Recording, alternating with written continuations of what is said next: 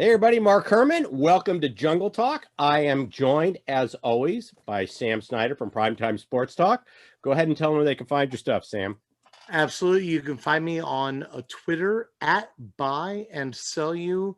I write for Primetime Sports Talk, like Mark said. You can find us at Talk Primetime or primetimesportstalk.com. As you noticed, we had to give this a name. We started uploading the audio to Spotify, and we're trying to get, some of the audio out there as podcasts, and we had to give it a name. And the name was Jungle Talk. So this is the first one. We put up the audio from the last and show. we went through everything. We went through Jungle Juice. We tried everything. Jungle Jive. We had all through a million different things, and then we were like, "Nah, simple is better." That's it.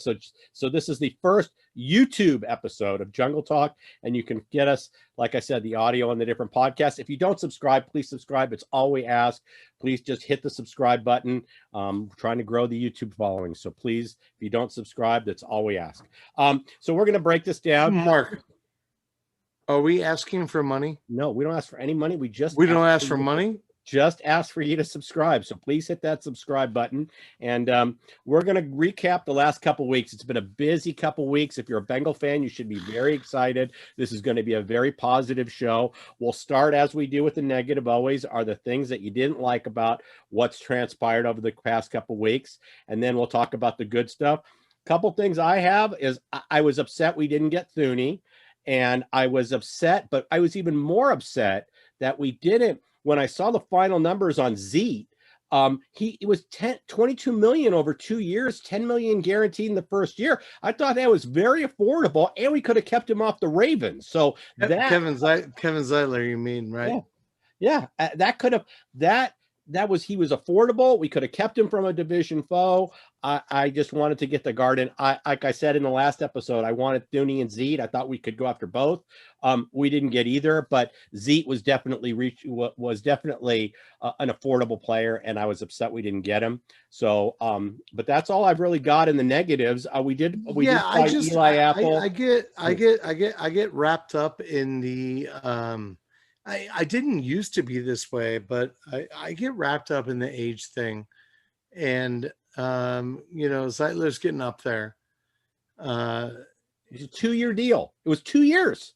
It wasn't a 10-year contract they gave the guy, or 5 years. No. I understand. I understand that, and obviously, Whitworth is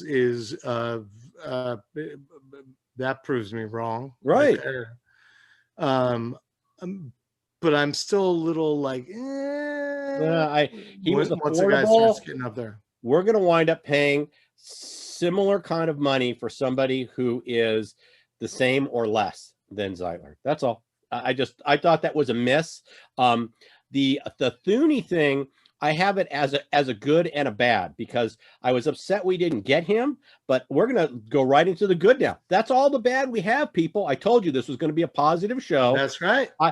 My first two things on what I'm feeling good about, I'm happy that we didn't give Thuney that much money. I mean, I think Kansas City completely overpaid. They paid him like a tackle. I realize that they're going to build around him, but that was way too much money for us to spend on Thuney. So, like I said, my good was that we did not give that kind of money to Thuney. I agree with you. I mean, even when you're this far under the cap, you have to spread the money out. Yes. You can't just blow it all on, a couple dudes.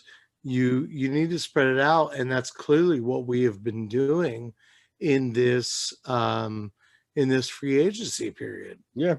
No, we've gotten some very good value. I also want to say I was happy with the things Golladay said. I wanted Golladay as our speed guy on the outside.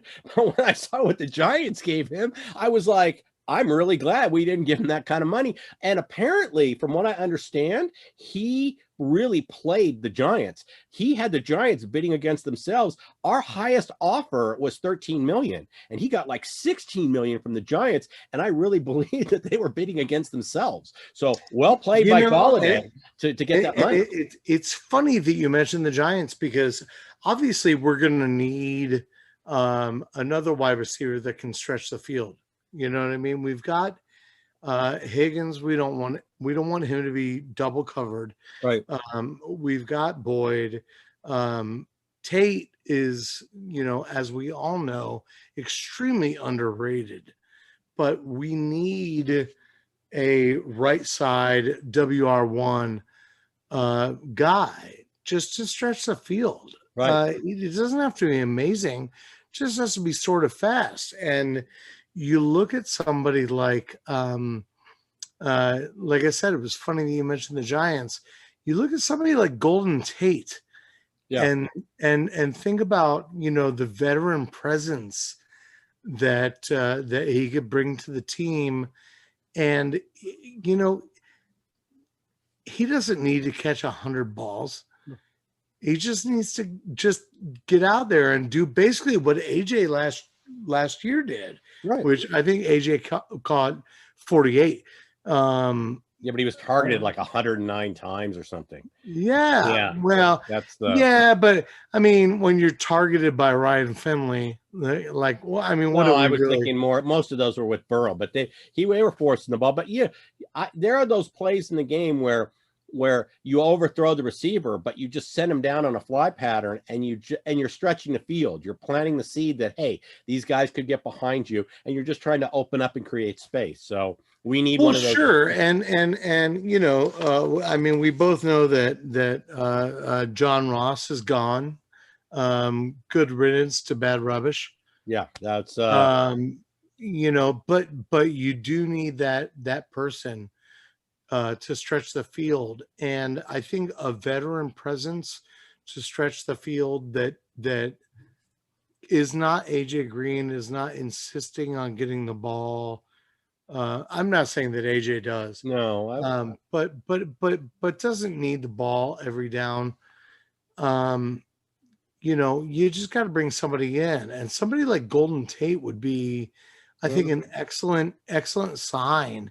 And he's still sitting out there. Well, we'll and see. The fact that he's still sitting out there means that his price is dropping. Right. Very rapidly. Listen, the Bengals are going to be one of those. We've always been that way, where we go out and we get bargains. So we signed 2 corners that I just want to talk about them briefly, and then not talk about them again. But Eli Apple, Ricardo Allen. It was like they're just depth guys for me. I was like unenthused. Well, but three throw in Mike Hilton from no, Pittsburgh. I disagree with you there, because Mike Hilton brings an attitude that this defense needs, and so I like the Mike Hilton signing. No, I just meant it was third corner. A third totally. corner. I love the Mike Hilton signing, and that was my next one. Is we signed a Woozy from Dallas, and we signed Mike Hilton, and I love both of those. I mean, we lost William Jackson. I know you're going to shed a tear now, but we lost William Jackson. Listen, bye, Billy. Bye, Billy. But he wasn't. But I really like those 2 signings. And like I said, I especially like the Mike Hilton, because you weaken a division foe, and you bring over kind of some of that Pittsburgh defense attitude into our lineup. And he's really excited. We're going to get into this, but he's really excited about being on this team. He was part of that whole steak dinner with Reef and with Hendrickson and all that they all had with Joe Burrow, and they all talked about how excited they were. Yeah, when they all went to the precinct and sat down and ate and chilled out, and that was actually, if I'm not mistaken, maybe I am. If I'm not mistaken, I think that was also the introduction of Rife. Yes. To the team before he had even signed. Right. They were like, "Hey, why don't you come out with us for dinner?" And you just love hearing things like that. Well, I love hearing how much talking about, if you hear James Rapian did a video, and I tweeted it out on my Twitter feed. You can go back and look at it, because I said this is a must-watch video. But he talks about how they left the restaurant saying how excited they were for playing for Burrow, and they want to block. Reef was saying, it's Reef, I don't know, but he was saying that they really excited, and he wants to block for him. I mean, this is a guy who they asked to take a pay cut last year he took one. They went and signed the Jacksonville defensive end, and then they asked him to take another pay cut this year, and he was like, I don't think so. And so Yeah, no, I'm not going to do it again. yeah, well, especially it was like, so I just I think we got a really, really, really good piece with him. That's a great signing, and it just shows you how Burrow is able to help us recruit some of these guys. The other signing I want to talk about was Hendrickson. Initially when it happened, I talked about this being. I talked about this being a lateral move. We lost Lawson, but we got Hendrickson, and it's going to be, that's kind of a lateral move. But then I heard an interview with him on Moving the Chains or one of the NFL radio shows, and this guy had ties in the area. His wife goes to school like 2 or 3 hours from Cincinnati. I mean, he had targeted us, and he's so excited about being, this guy just sounds so enthusiastic about being a Bengal. And then I thought about what he's bringing, the kind of that New Orleans culture coming from the Sean Payton system. And I just thought, this is a major upgrade for us. This isn't a lateral move. This is an upgrade at defensive end. I loved everything he had to say. I loved his attitude. I love his age. And I love the fact that he's tied to the area. So, well, and not only that, I mean, you're talking about, besides Hilton, most of the other free agents that we've signed have been 1-year deals. Right. Hilton got 4, but we gave Hendrickson 4 for $60 million. So we were like, hey, you're going to be our defensive end for a long time. 4 years in the NFL is a long time. No, that's you can only spread, typically the contracts don't go over 5 because that's as far as you can spread out the signing bonus. So sure. Or the roster bonus. The rest of the guys, if I'm not mistaken, Apple, if I'm not mistaken, Ricardo Allen, if I'm not mistaken, Azuye, Rife, okay. Ojinobi. How long was Ojinobi? Was he just 1 year also? Ochinobi, I think also is Okinobi. I think is also 1 year. So I like that. I like rating. I like weakening a division rival at the same time as we're adding. So I love that we took him away from the Browns, Hilton away from Pittsburgh, and that's why I thought Zeke away from Baltimore. So yeah, I agree. Double-edged sword. And that's all I'm saying. All I'm saying is you get a guy like Hendrickson where you have the opportunity to sign him. You make it more than 1 year. You say, boom, 4 years, $60 million. Let's do this. You're not going anywhere. Right. And that's exciting. Yeah, that's exciting to me. Like I said, initially I thought it was lateral. Now I'm really believing it's an upgrade, and I love the guy. Guy had a great interview. We also re-signed Spain. So that was good to add to the offensive line. Absolutely. Absolutely. I mean, because we need a right guard so badly, and we could still sign a right guard and move Spain around if we needed to. Right. Well, and we can get. I have down here. So I want to close on the steak dinner and everything. So I really was happy when you watched this about how people reading about how Joe Burrow has this aura about him, so that he could sit down and talk to people, and they literally leave the meeting or the meal, wanting to play for the guy.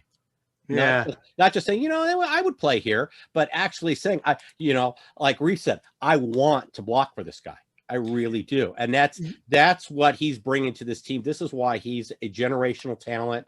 It's just the swag about him, going back to after winning the national championship with that cigar. It's that whole aura about him. And it's interesting because even if you go back, I'm sure there are a few interviews when we scored Carson Palmer. Right. I'm sure there are a few interviews where people said sort of some of the same things, but I was around at that time and you were too. If they did, it certainly wasn't nearly as much as Joe Burrow. We were excited about Palmer, but I don't ever remember hearing comments about people wanted to play for Carson Palmer because of what he did at USC and what they thought he would do in the NFL. But I've never heard anything about the karma of him and the aura of him and how people he was motivational. I've never heard that about Palmer. I agree. I just didn't want to. I didn't want to say that and have somebody say, "Yeah, here's this time that somebody said it. Here's this time somebody said it." Right. But I'm 100% with you. I mean, Burrow is obviously he's very magnetic. People really are players, teammates. They're very drawn to him. Yes. And man, if your offensive line is drawn to you, that's a really good thing in the NFL. Well, Tom Brady didn't get to be the GOAT just because he's the great quarterback. He got to be the GOAT because people were drawn to him and they listened to him on the sideline. So, that's what we're looking at right now. I'm not saying Joe Burrow is going to be the GOAT. I'm just saying that's the personality that you want. Yeah. You want those guys to be drawn in, and have the guy that you're protecting really mean something to you. Yeah. Well, and then you have a guy like Mike Hilton who had just signed with us, and he's really pushing, and all of a sudden he's right there trying to help recruit guys. I just, you turn a Steeler. A Steeler. You turn a former Steeler. I mean, months ago he was a Steeler, and here he is helping recruit. So far, what I consider to be our top offensive signing in terms of signing the lineman. So I just, like I said, it's defensive. If you haven't seen it, go back and watch the interview. You can get more specifics from James Rapian about who writes for Sports Illustrated. You can get more specifics from him on the steak dinner. I mean, they've obviously buckled down and really concentrated on the defense. Yeah, and that says a lot. And it's good for. I know that Lou Anarumo is not the most popular guy. I get it, because we weren't good last year, but we were heavily injured on that side of the ball.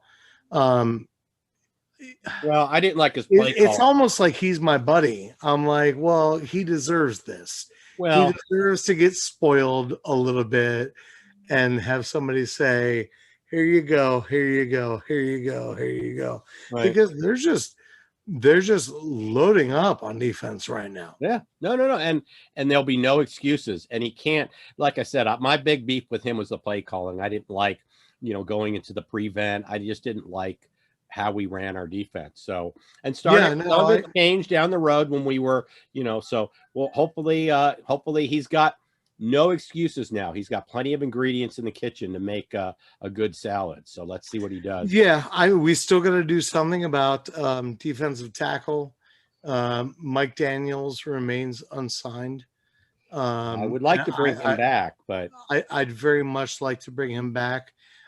Even Christian Covington, who, I didn't knock him throughout the season, but I just said, he's not really the guy. He's a placeholder. We need to put somebody else in there. So, but we get Reader and we get Reader back, and we get some depth behind them. Then I think we're on the right track. Yeah, no. And then I still want to see Trey Turner still out there. Easton's still out there. I know Easton has a visit schedule with us, so we still have a shot at pulling in a good guard there.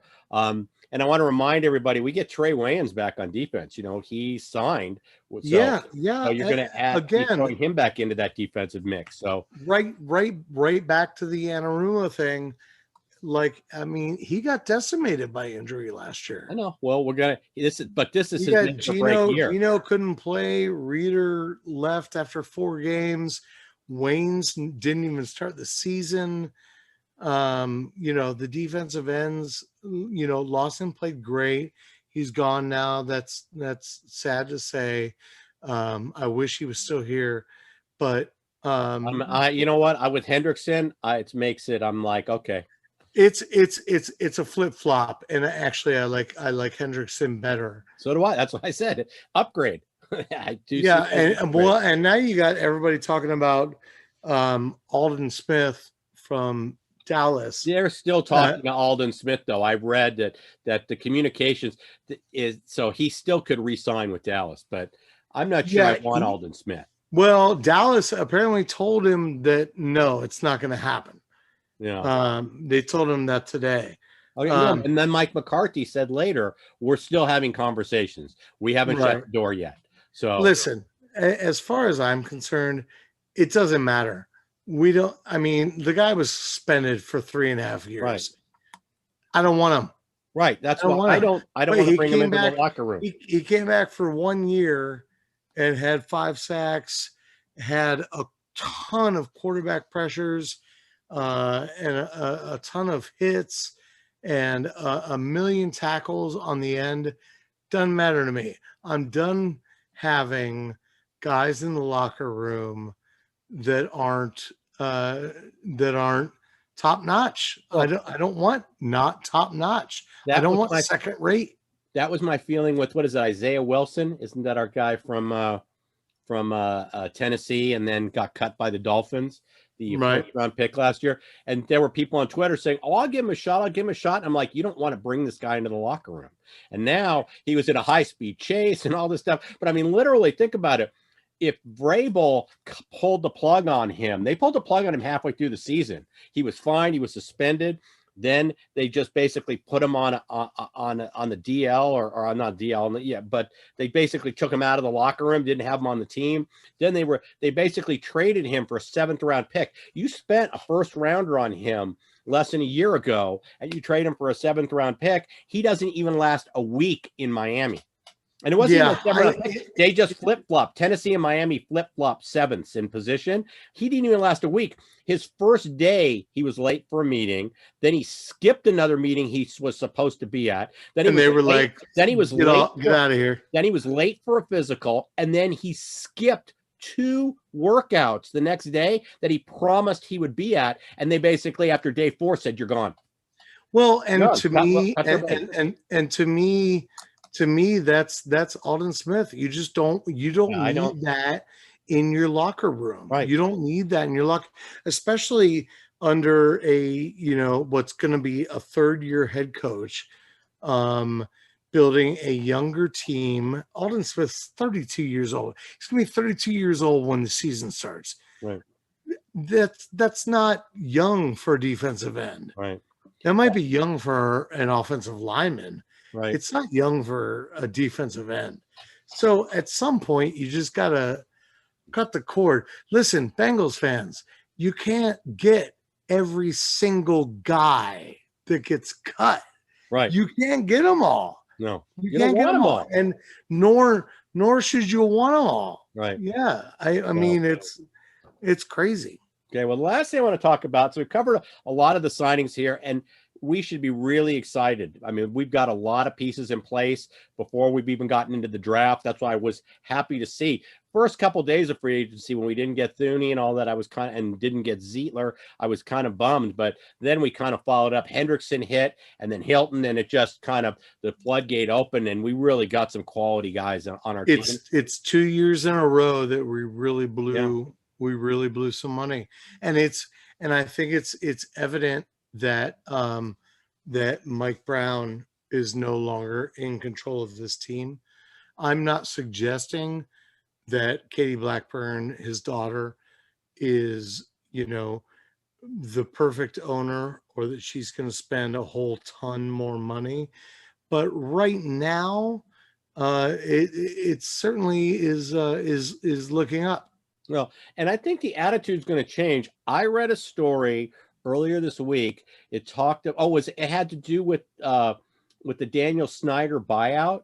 He's trying to buy out the minority owners and get all control. So he has to take that to the NFL Finance Committee, and they have to approve it all. But they were talking about the way he. Well, they approved it, so now it's moving to the owners.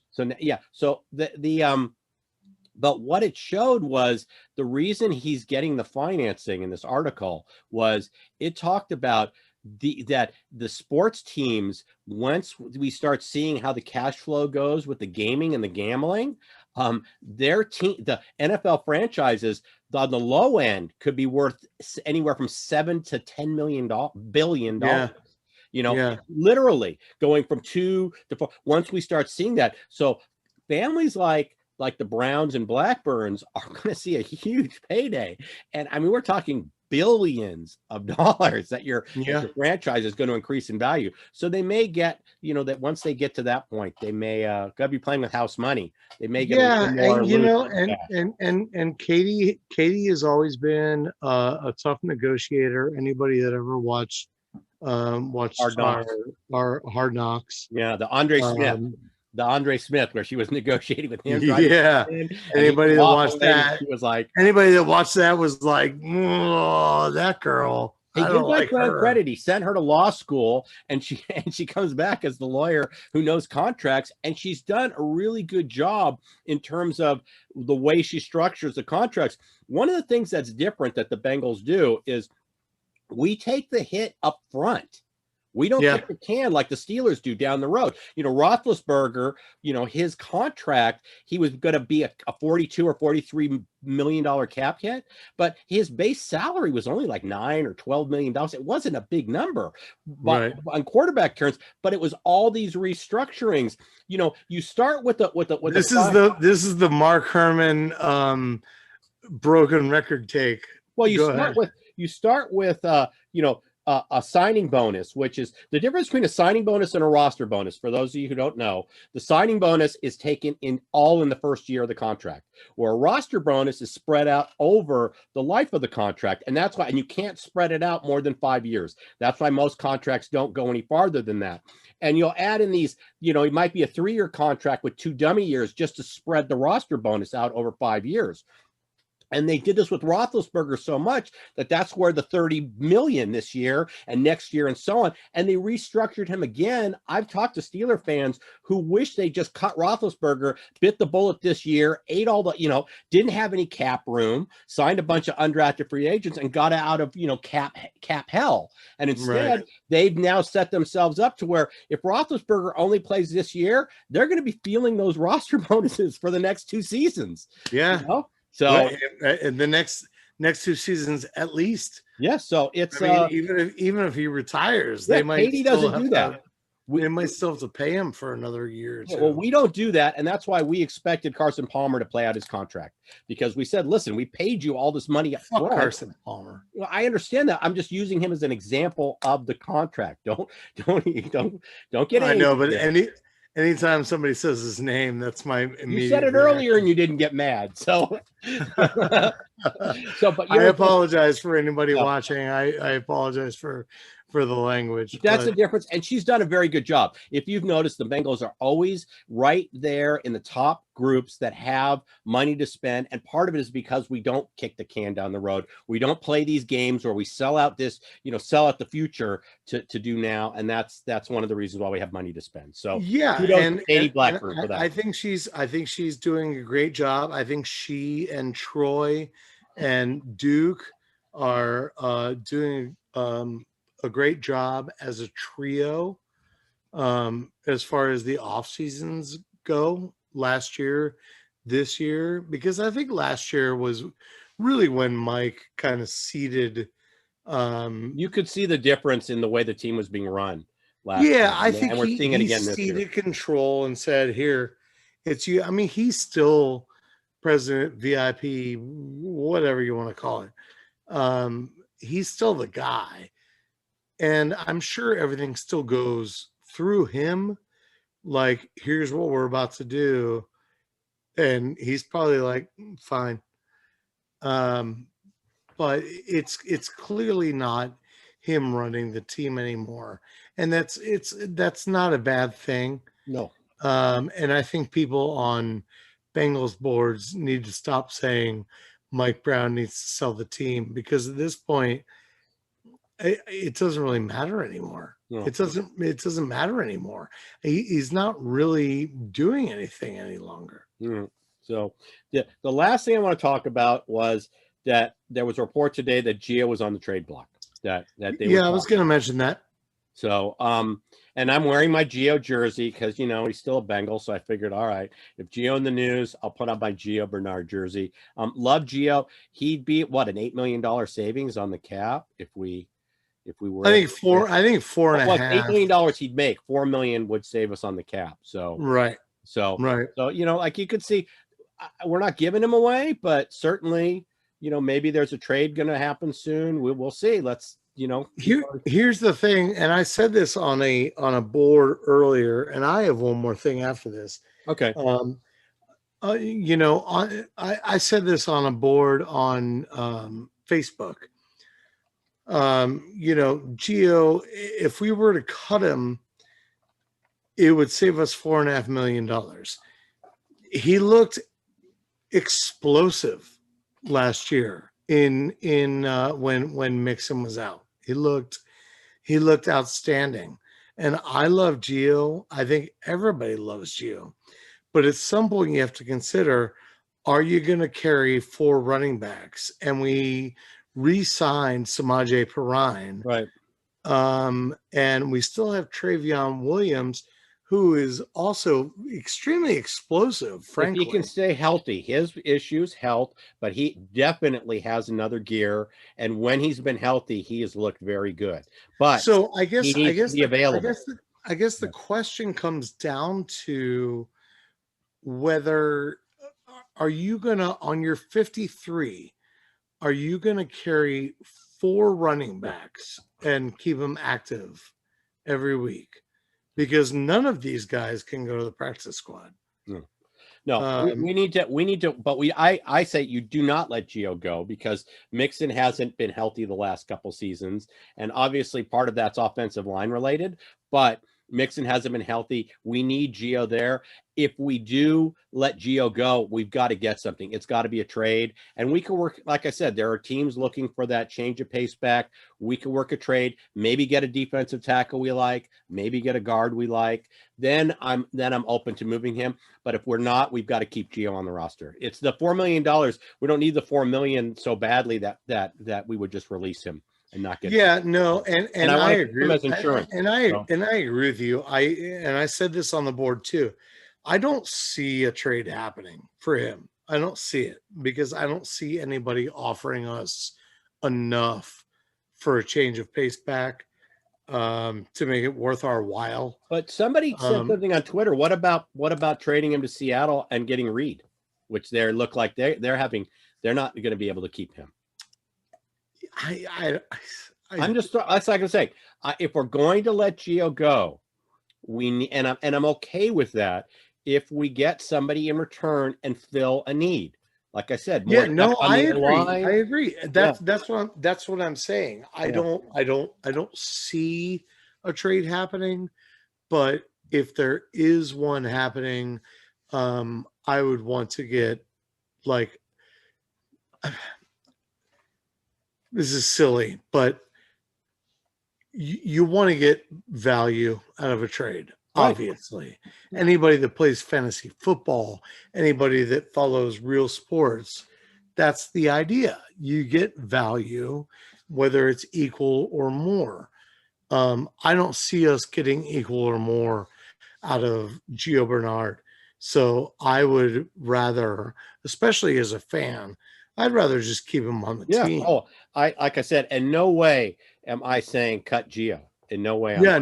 I know you're not. You're not. I'm and I'm not either. I'm just saying if that right trade comes along, then I'm like, then you pull the trigger. So we'll see what happens.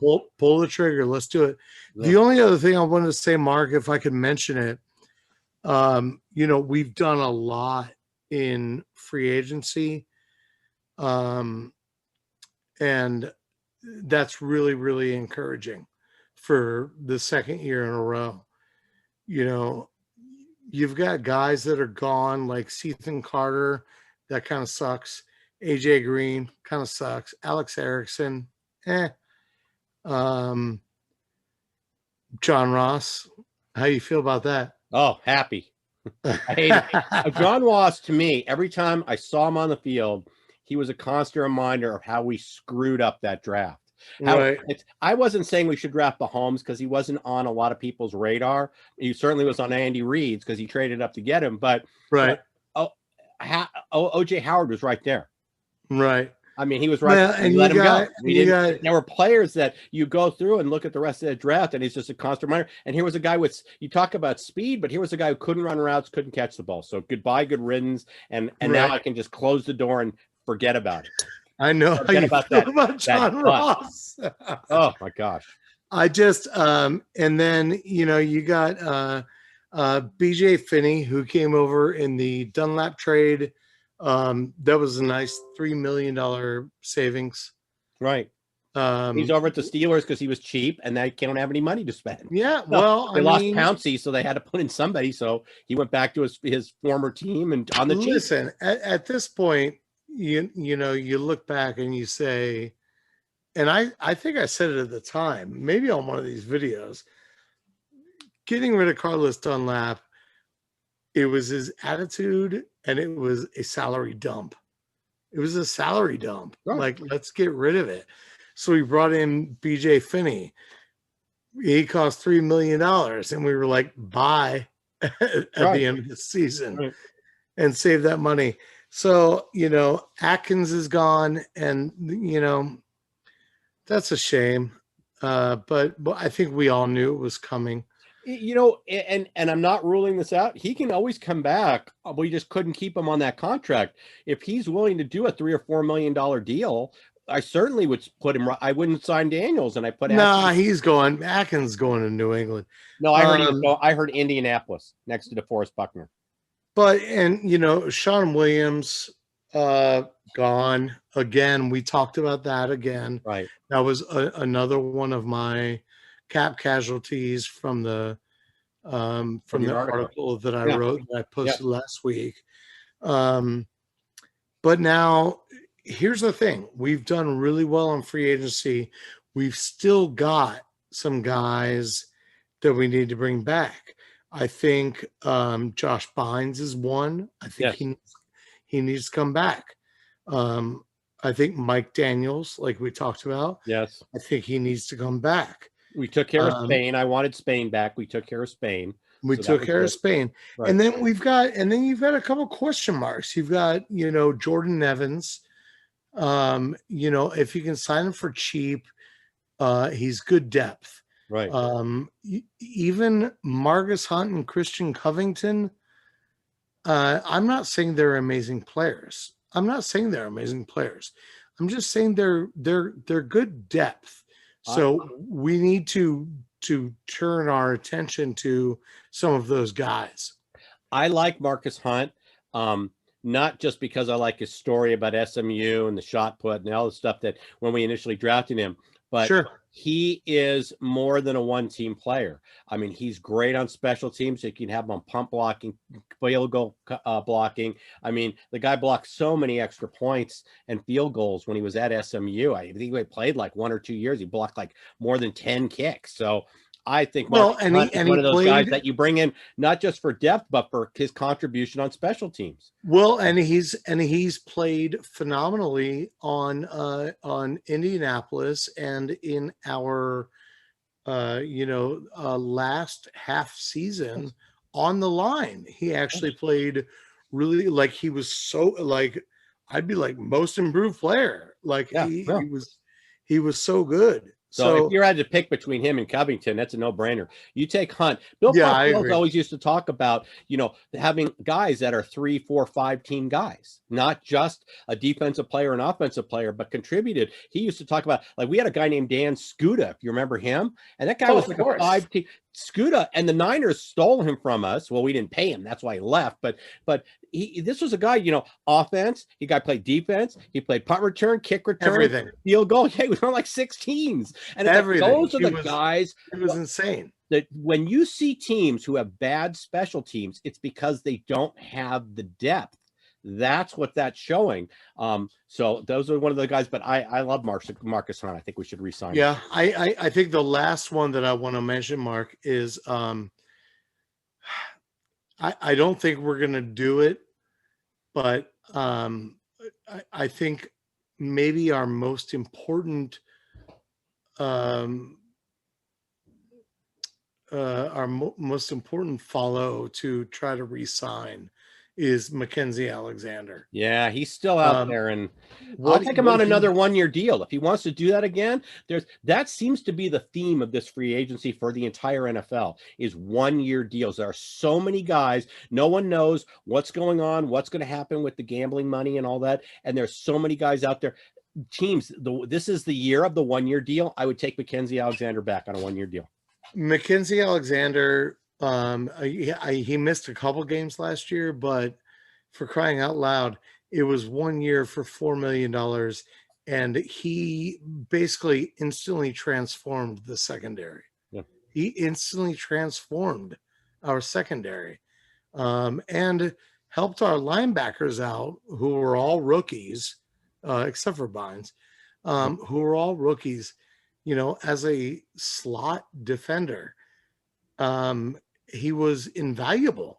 Right. And like, that's the one I keep waiting for. I'm like, it could somebody tweet out that we're re-signing Mackenzie Alexander, and he did the 1-year deal because he was betting on himself. Right. He did 1 year, $4 million, and he's worth so much more than that. Yes, he's worth so much more than that. We shouldn't have even gotten him for that cost. Well, but I'm just sitting here like, come on. Let's see. I'm with you. I would love to bring him back. And like I said, another 1-year deal. There's free agency is going to be exciting next year because so many guys signed 1-year deals. It's going we're going to have a lot of these people are going to be, a lot of the same names are going to be out there, and this is their chance to kind of prove it on the team they're on and maybe get a longer contract. But with the salary cap being reduced, everybody's kind of on these 1-year deals, so it'll be exciting next year. I just can't believe that Mackenzie hasn't been signed yet. It baffles me. Well, maybe the right situation hasn't come up, and maybe he says, you know what? He looks around at the pieces we've added. We'll do another 1-year deal. Let's see what happens. You're so optimistic. Hey, You're so optimistic. Dream, that's a little dream. I'm not trying to feed the hungry of the world or anything. It's a little dream. We get Mackenzie back on another 1-year deal. Come on, guy can dream. Give me a break there. So, all right. Well, with that said, we still need to nail the draft. So, obviously we're going to do an extensive show on that, a preview show. So we'll do that. We didn't talk draft here. This is more about recapping the free agency. So we'll be back in a couple weeks with a draft episode. Once again, remind everybody where they can find your stuff, Sam. Sure. You can find me on Twitter at Buy and Sell You. I write for Primetime Sports Talk, which is at Talk Primetime or primetimesportstalk.com. Great. So we'll be back in a couple weeks with, and obviously if something breaks, we'll jump in immediately. But with that, and we'll do another episode of Jungle Talk. And Jungle Talk. That's right. With that, so and please, if you don't subscribe, do subscribe. And with that, I'm going to say, hoo day, everybody. Hoo day. Take care.